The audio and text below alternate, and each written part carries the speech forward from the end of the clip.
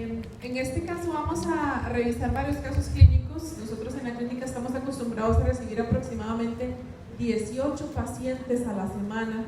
Entonces tenemos alrededor de 6-7 terapeutas respiratorios rotando, donde podemos tener uno de lunes a sábado, ¿verdad? Y hasta domingos, realizando aproximadamente 3 estudios por noche. En la clínica tenemos varias opciones de estudios de sueño y, como lo mencionó la doctora, hasta que no estamos en laboratorio no podemos saber qué le vamos a hacer al paciente. La mayoría de médicos refieren simplemente una polisomnografía y muchos pacientes nos llaman y ni siquiera saben por qué se la mandaron, ¿verdad? Simplemente llaman porque ocupan un estudio de sueño.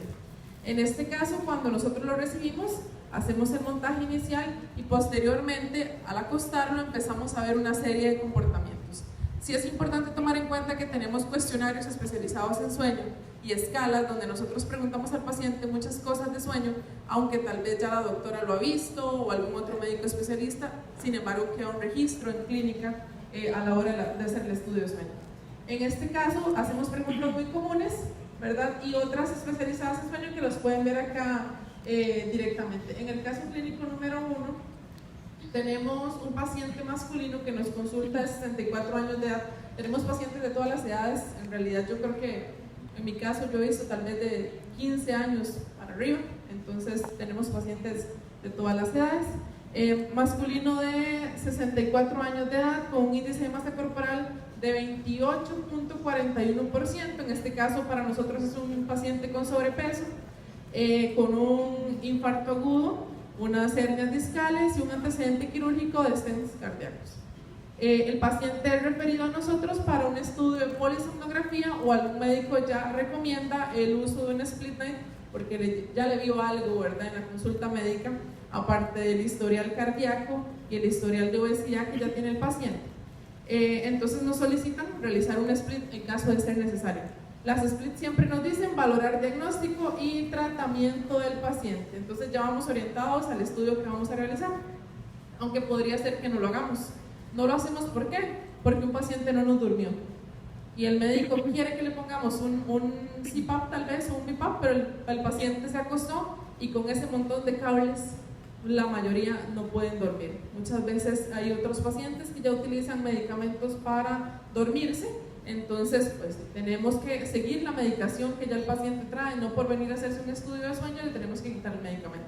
Entonces el paciente viene en su estado basal, sí quitamos una serie de cositas como la higiene del sueño, cambiamos ciertos hábitos, pero el paciente normalmente viene con sus medicamentos base a como los toma todos los días. Entonces, nos solicitan un split, ¿verdad? Después de eso, el paciente toma cardioaspirina, Lipitor y Concor, que son los medicamentos que utiliza. Toma de 1 a 2 tazas de café al día, que tal vez es muy normal el consumo. Etilismo social, el paciente que de vez en cuando toma licor, va a una fiesta, gente que toma 3 veces a la semana whisky, cervezas. Entonces pues el paciente acostumbra a consumir licor y eso nos va a aumentar el riesgo de que tenga algún tipo de obstrucción, tal vez ronquido, ¿verdad? Los días que toma más alcohol que los que no. Y antes de dormir, pues reporta que no realiza ninguna actividad en particular. El paciente duerme de 10 de la noche a 5 de la mañana, que para nosotros pues en realidad no está tan mal, y él reporta que su sueño es regular, o sea, todos los días duerme aproximadamente de 10 a 5, para un total de horas de sueño de 7. Nos reporta que una latencia de sueño, como explicaba la doctora, ¿cuánto tarda en dormirse? Y nos reportan una latencia de sueño inmediata, prácticamente se duerme apenas pone la cabeza en la almohada, y eso es muy común con los pacientes que tienen apnea del sueño, no se han acostado cuando ya están roncando. Después de eso, tiene una escala de Epworth de 3 puntos, que para nosotros entonces en este caso, al ser de 0 a 6, no reporta somnolencia, o sea, no debería estar cansado, no reporta que está cansado durante el día. Sin embargo, pues cuando seguimos haciendo las entrevistas, el paciente nos reporta que tiene apneas observadas, ronquido, despertares asfícticos, no refiere boca seca al despertar ni cefalea, es decir que tal vez no abre la boca, tiene un ronquido tal vez más nasal, y la mayoría de veces esto lo reportan porque algún familiar se lo hace saber, no porque ellos saben que lo hacen, porque están dormidos y ni siquiera, o muchas veces están roncando y el mismo ronquido los despierta. Yo me despierto porque ronco, pero mi esposa me lo dice mi mamá, mi papá, pero ellos normalmente no no lo manejan directamente. Al final de que hacemos el estudio de sueño, nosotros tenemos que darle al paciente un reporte con el diagnóstico y el tratamiento, y incluido en ese reporte va esta parte que es como un himnograma que va a complementar todo lo que es el estudio. Esa hojita va a resumir un estudio de sueño, y muchas veces nos llegan a nosotros pacientes con estudios de otros países que traen simplemente esta hoja, y nosotros no sabemos, si no sabemos interpretar un poquito, pues no vamos a saber qué dice exactamente. Sin embargo, acá pueden observar que son los diferentes canales que el paciente tiene conectados durante toda la noche. Tenemos el primer canal, que es el de la saturación de oxígeno, ¿ok? Vemos una línea base como de un 90% y el paciente se mantiene estable prácticamente toda la noche. A veces hay unos bajoncitos de saturación, sin embargo, pues mantiene estabilidad a nivel de oxígeno. Posterior a eso, observamos aquí estas rayas rojas, estas líneas rojas, que nos están marcando dónde hay desaturación de oxígeno. Si estuvieran presentes toda la noche, pues estaremos viendo que el paciente pasa desaturado toda la noche, ¿verdad? Entonces, tenemos que observar las desaturaciones frecuentes. Desaturaciones, bueno, que sea un 3% por debajo del valor que el paciente trae. Si el paciente arrancó la noche con un 90% y se nos baja 87, ya es una desaturación y hay que marcarlo. Entonces, por eso marcamos en unos lados y en otros no, porque hay que ir haciéndolo manual. Es muy importante, el estudio de sueño de nosotros, en caso en Costa Rica, lo hacemos todo a mano. Es decir, un estudio dura aproximadamente 10 horas, y en este caso, los que hacemos el scoring, la doctora o yo, tenemos que ir las 10 horas revisando el estudio hasta sacar el diagnóstico. No utilizamos herramientas automáticas, aunque los equipos tienen, porque preferimos que sea individual, y nos sentamos aproximadamente unas 5 horas por paciente para sacar el diagnóstico y ver todo de pies a cabeza. En este caso aquí tenemos lo que son el tipo de apneas, ronquidos. Pueden observar acá que aquí tenemos en estas líneas moradas los ronquidos que el paciente presentó, que pueden ver que son varias. Aquí tenemos los alertamientos, que son ese tipo de movimientos cerebrales que hacen cambiar el electroencefalograma. Entonces el paciente, posterior a que ronca o hace una apnea, el cerebro tiende a dispararse, pero el paciente no se mueve para nada. Muchas veces hay casos en que sí, el paciente está acostado, está roncando y de pronto otro se despierta, da media vuelta y sigue, y otra apnea, otro ronquido, y ese es el comportamiento normal toda la noche hasta que llegamos, y pues obviamente le tenemos que empezar a colocar máquina, porque ya vemos que sí necesita CPAP o BiPAP, ¿verdad? Hay que ver en la noche. Tenemos acá entonces los alertamientos, como les explicaba, y aquí la parte importante, que serían el tipo de apnea que el paciente presenta. C significa apneas centrales o obstructivas. Después están las mixtas, las hipopneas o las reras.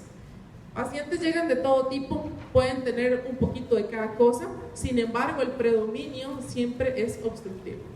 La mayoría de pacientes con una lengua muy grande, las amígdalas grandes, la campanilla grande, el cuello chiquitito, cortito, ¿verdad? Entonces uno ya donde lo va viendo entrar, uno dice, este debe ser de apnea obstructiva. Sin embargo, hay pacientes muy delgados, muy fitness, como irse uno de ejercicio, de comer lechuga todos los días, y están con apnea por otras condiciones. Entonces uno no puede tampoco guiarse de que el paciente obeso va a tener esto y el delgado no, ¿verdad? Es muy variado, hay de todo un poco. Entonces este paciente tiene apnea obstructiva, ¿verdad? Pueden ver el montón de rayas rojas que cuando se van juntando forman un bloque rojo, es decir, este paciente en ciertas etapas de la noche, ¿verdad? Y es continuo, aquí al inicio, a la mitad, al final, tiene a toda hora. Y las verdes son hipoapneas, es decir, que muchas veces uno tiene apnea, dejar de respirar, del todo me quedé. Y la hipoapnea es bajar el flujo del aire un poco. No significa que el paciente dejó, sino que él venía respirando constantemente y de un pronto a otro su flujo de aire bajó y de un pronto a otro volvió a trepar. Esas son hipoapneas, donde se pierde un poco el volumen, pero no se pierde totalmente. Entonces, tenemos acá, si ustedes observan, aquí en la parte de abajo las etapas de sueño: despierto, REM, N1, N2, N3, esa es la última columna hacia acá abajo, que los pueden observar. Ahí vamos a tener una serie de columnas o de torres donde nos va a marcar en qué etapa de sueño está el paciente. Si podemos verlo acá, tenemos un paciente que inicia despierto, se va a acostar y al rato el paciente empieza a entrar a N1, pero se nos vuelve a despertar. Entra a N1 y se nos vuelve a despertar. Pero cada vez que entra a una etapa de sueño, aunque sea N1, realiza ronquidos y realiza apneas. Solamente cuando el paciente está despierto no las va a hacer, ¿verdad? Entonces, si está roncando y está haciendo apneas, de fijo está dormido. Puede ser desde N1, o sea que está levemente dormido, hasta el REM, ¿verdad? Cualquiera. Tenemos etapas de sueño de N2, aquí ya empieza a bajar, ¿verdad? Puede haber en N3. En este caso el paciente nunca ingresó ni a N3 ni a REM. Eso quiere decir que el paciente se mantuvo en un sueño muy superficial, porque la misma apnea no lo deja ingresar a un sueño profundo. ¿Okay? Llegamos a un punto a la noche que normalmente puede ser unas 2-3 horas después de que el paciente estaba dormido, y tenemos una raya, si ustedes la ven por acá, como pasando una raya a la mitad del cuadro. Aquí empezamos a colocar máquina. ¿Qué nos hace a nosotros decir qué tipo de máquina vamos a poner? Bueno, hay que ver la condición del paciente. Si el paciente, su índice de masa corporal, el tipo de apnea que tiene, hay pacientes que no toleran el CPAP. No sé si aquí alguno de ustedes se ha puesto este tipo de equipos. Ponemos el CPAP, inmediatamente no se lo hemos puesto en 5 minutos cuando lo rechaza. Empezamos a hablar con él, no lo quiere. Y llegamos y le ponemos un BiPAP, que no sé en este caso, pero en Costa Rica son casi $1000 más que un CPAP. Inmediatamente, y ahí sí se queda dormido, y si le gusta porque es más sincrónico con la respiración del paciente. Entonces empezamos normalmente por protocolo con un CPAP y arrancamos con un CPAP en presión de 4 centímetros y con la mascarilla que el paciente vaya a necesitar. En este caso pueden ser nasales, nasobucales o almohadillas nasales también, dependiendo. Pero este tipo de mascarilla tiene que ver, uno, con la respiración. Si el paciente me abre la boca para dormir y yo le pongo una mascarilla de nariz, ese aire se va a salir por la boca y no va a llegar nunca a tratar al paciente, y en este caso va a ser un tratamiento que no va a servir aunque el paciente use la máquina más fina del mundo, no va a funcionar. Entonces tenemos que saber que también, si las presiones son muy altas y el equipo entrega presiones de 10, 11, 12, 13, 14, nosotros llegamos aproximadamente hasta 15, de 15 no pasamos por protocolo. Si un paciente me llega a una presión de 15, lo cambio a BiPAP, porque ya no puedo entregarle más aire en un CPAP porque estoy ya causando, o podría causar un bolotrauma o un barotrauma en el paciente y ya podría complicarlo. Entonces mejor, y además es demasiado aire para una persona, ¿verdad? Por un paciente. Así que las mascarillas tienen que ser dependientes de la presión también. Si un paciente tiene una mascarilla de nariz, esperaríamos que ese CPAP esté en una presión tal vez menor a 8 centímetros. Aunque hay casos donde el paciente ocupa 12, 13 y tiene mascarilla de nariz porque nunca aguantó la nasobucal, pero es que ocupa el tratamiento. Entonces tenemos que ser un poquito flexibles de colocar una mascarilla nasal y buscar otra opción para que ese paciente no cierre la boca, o empezar a ver por tratamiento entre semana cómo va evolucionando el paciente. Opción 2, que aunque ocupe 13, le pongo su mascarilla nasal, pero entonces voy a empezar con un poquito menos de aire para que se me vaya acoplando a la máquina o a la mascarilla hasta cambiarle la nasal y subir el tratamiento que ya le corresponde. Empezamos aquí entonces con un CPAP y llegamos a aumentar gradualmente hasta que empezamos a ver que las apneas desaparecen, y entonces consideramos una titulación perfecta u óptima cuando la saturación de oxígeno se mantiene toda la noche estable, ya no nos baja, ya no hay ronquido, ya no hay apneas, ya no hay hipopneas, y el CPAP se mantiene estable y el paciente ingresa en sueño REM. Entonces, cuando se logra ese conjunto de factores, nosotros nos damos por satisfechos en la noche. Ya podemos despertar al paciente o él se despierta solo y consideramos que esto es su tratamiento, suponiendo un CPAP en 10 centímetros con una mascarilla de tipo tal, con un nivel de velocidad de tal. No le damos marca de equipo, nosotros usamos equipos de laboratorio, eso ya es otra cosa después que se le entrega al paciente su resultado, pero lo que nos interesa es tener la presión que vamos a manejar esa noche. En el otro caso clínico tenemos un paciente de 50 años de edad con un índice de masa corporal de 29.78, un sobrepeso e hipertensión solamente. Lo mandan igual para una split o la noche dividida, toma Coaprovel y Lipitor. El paciente toma café y té una vez al día, etilismo semanal, 3 copas de vino, y antes de dormir refiere ver televisión. Hay pacientes que llegan a la clínica y se toman sus copas de vino, y en la clínica tienen que tomarse el vino también porque si no, no van a dormir. Han llegado gente con cervezas, con vino, ¿verdad? Y un montón de cositas. Entonces, pues tenemos que ser a veces un poquito, ¿verdad? Aceptarlos, así como el paciente porque si no, no nos va a aceptar el estudio. Después de eso, bueno, tenemos en este caso pacientes que toman este tipo de medicamentos, el licor, ¿verdad? O el vino que les decía, y ven televisión. Tiene un horario de sueño iniciando aproximadamente a las 11 de la noche y terminando a las 7 de la mañana para hacer un total de 8 horas. Reporta que se duerme inmediatamente, tampoco reporta somnolencia, y aquí nos refiere que él si tiene apneas, si tiene despertares asfícticos, si tiene ronquido, boca seca, y tampoco refiere dolor de cabeza en la mañana, ¿verdad? Y no refiere ningún otro síntoma. Bueno, aquí tenemos que en los diferentes parámetros respiratorios vamos a observar que el paciente nos presentó un índice de apnea de 71 apneas por hora, que para nosotros evidentemente es severo, ¿verdad?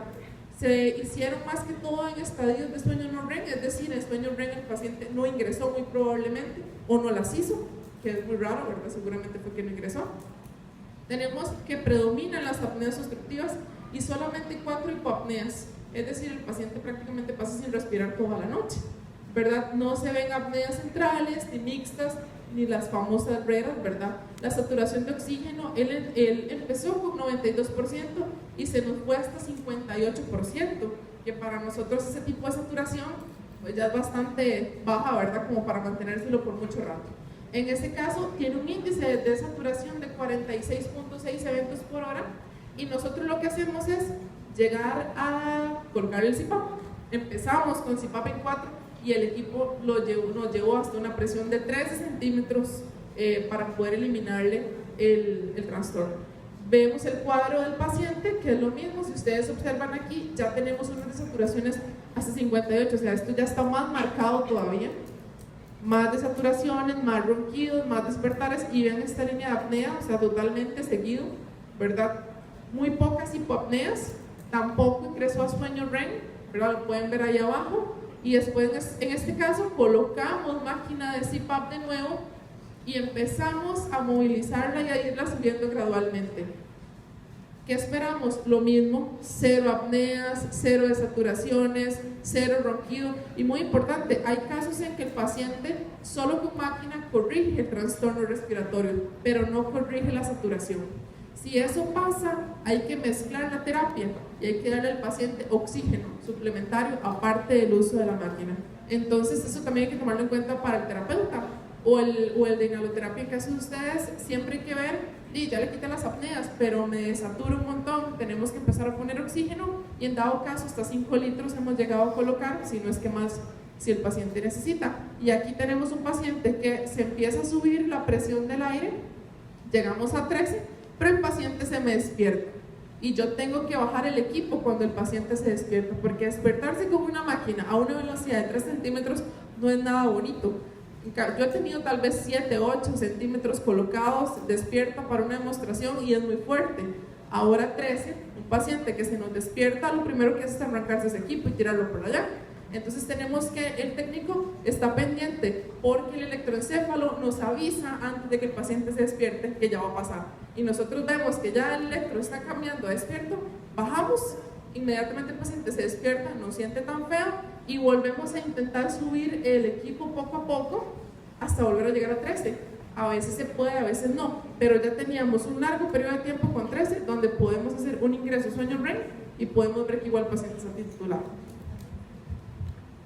Tenemos otro más que sería, en este caso, un paciente de 22 años, una persona joven, 32, perdón, es operario, o sea, ya tiene un factor ahí, un trabajo de alto riesgo, ¿verdad? Que alguien dormido y operando una máquina puede haber algún problema. Un índice de masa corporal de 46.29, o sea, ya es obesidad mórbida, ¿verdad? Y una disnea ocasional. El paciente referido por el servicio de neumología del Hospital San Juan de Dios, que es un hospital de la Caja del Seguro en Costa Rica para el que nosotros trabajamos, por observación por apnea. El paciente no tiene ningún tratamiento médico, no reporta nada en realidad, toma café una vez a la semana, etilismo ocasional, acostumbra a ver televisión, como hacemos muchos, se acuesta de 8 a 3 de la mañana, muy probablemente entra a trabajar muy temprano y tiene que levantarse para alistarse. Duerme 7 horas, se acuesta, duerme inmediatamente, tampoco reporta somnolencia, 6 puntos, y el paciente solo reporta apneas, ronquidos, no reporta boca seca, ni tampoco cefalea diurna o despertares asfícticos. O sea, él no refiere tal vez apnea o ese tipo de despertar de que me estoy ahogando cuando me despierto, no lo reporta, y solamente reporta somniloquios o lo que decimos nosotros, hablar dormido. Ok, tenemos entonces en este caso que reporta un índice de apnea de 88, este está todavía más mal que el anterior, ¿verdad?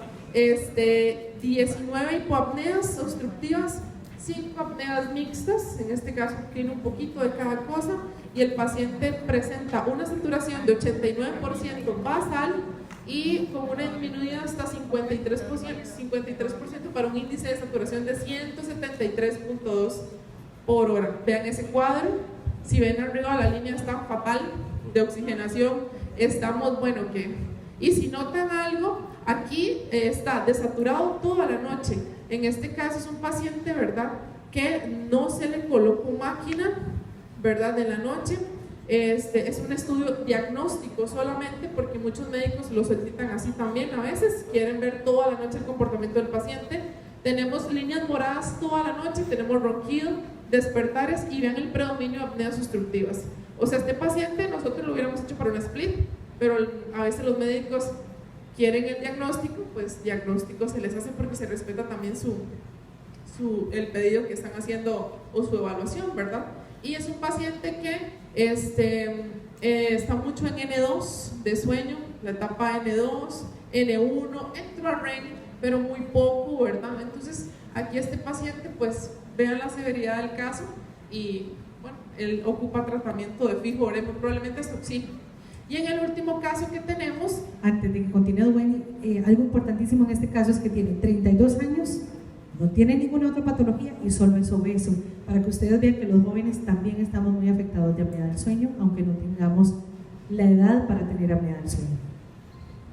Y pasó toda la noche en supino también, que hay casos de tipo que el paciente solo se acuesta en una posición y así se despierta.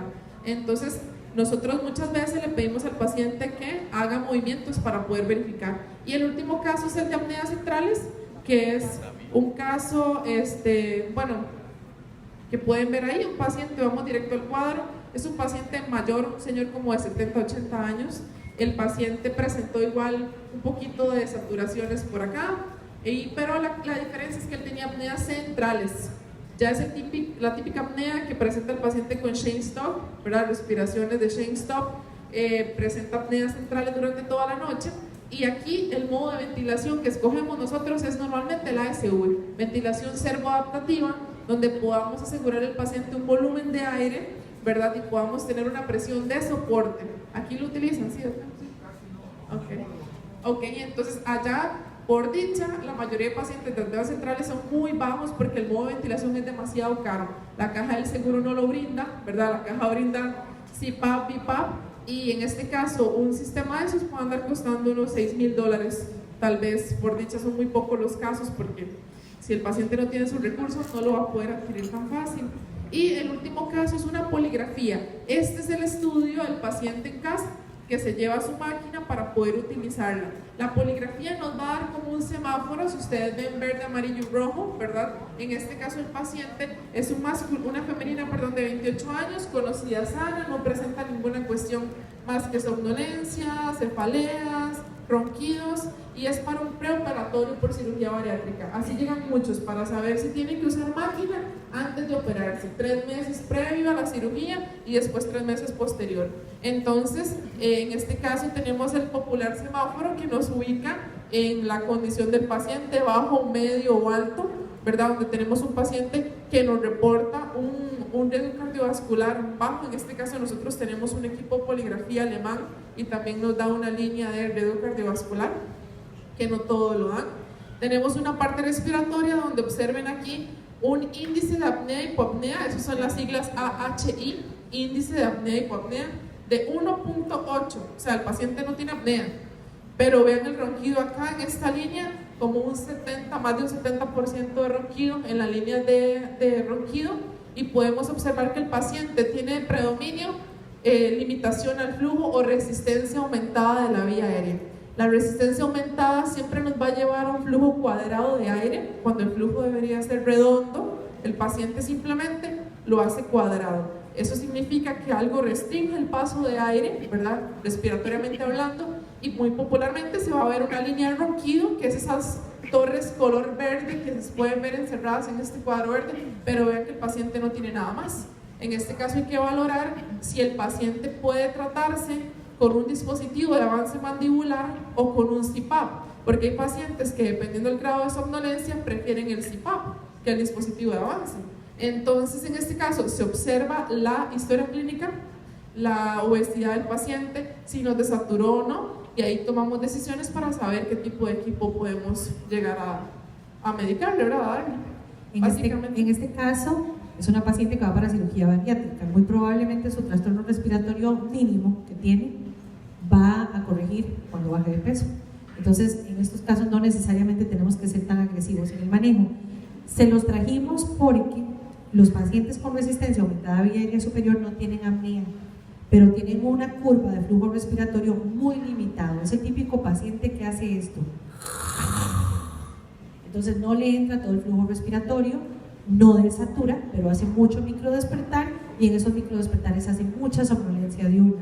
Entonces, no necesariamente hay que tener apnea para tener somnolencia. Podemos tener solo resistencia aumentada del flujo, como ella, y tener mucha somnolencia a raíz de eso. ¿Alguna duda que tengan con respecto a los casos? Son rápidos, pero es para que ustedes tengan en cuenta que hay de todo un poco, ¿verdad? Si alguien tiene alguna pregunta.